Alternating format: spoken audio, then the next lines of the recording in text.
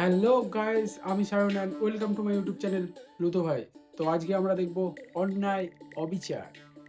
তো তোমাদের যাদের 18 বছর হয়ে গেছে তারা এই ভিডিওটা দেখো, আর যাদের 18 বছর হয়নি তারা দুধ খাও।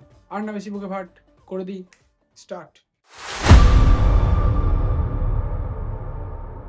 সিনেমার শুরুতেই আমরা দেখতে পাই তিনজন লোক মদ খাচ্ছে আর মিঠুনদা আমাদের তবলা বাজাচ্ছে নৌকাতে বসে বসে।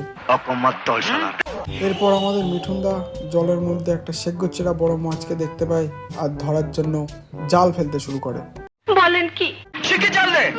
মিঠুনদা মাছ মনে করে জাল ফেললেই তার জালে মাছ না উঠে জলহস্তি উঠে যায়।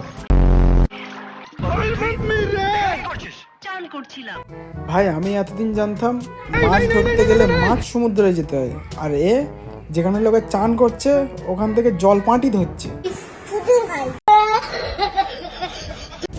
এর পরের সিনে আমরা দেখতে পাই একজন লোক তার ছেলের বিয়ে দিয়ে বাড়িতে আসছিল এবং একদল লুটেরা এসে তাদের সর্বস্ব লুট করে নিয়ে যায়। আর মিঠুনদা এদিকে তাদেরকে রামপাট খেলাতে যায়, কিন্তু মিঠুনদা নিজেই কেলান খেয়ে চলে আসে।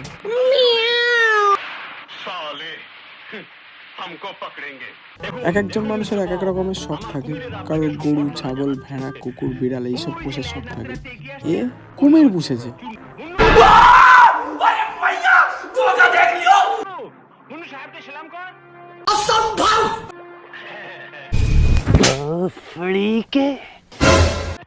সিনেমার রাইটার নিশ্চয়ই পাতাখোর, না হলে কুমির কি করে সালাম করে, মানে কি করে হয় এটা আমি নিজেই বুঝতে পারছি না কি করে হয়।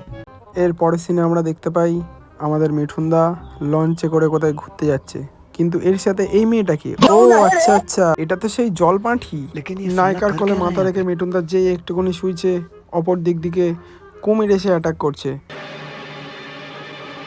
এরপর আমাদের মিঠুনদা হাতে অস্ত্র তুলে নেয় আর কুমিরকে বলে, সেগমানি কুমির, আজকে তোর গাঁট চিরবো, দাঁড়া ভাড়া।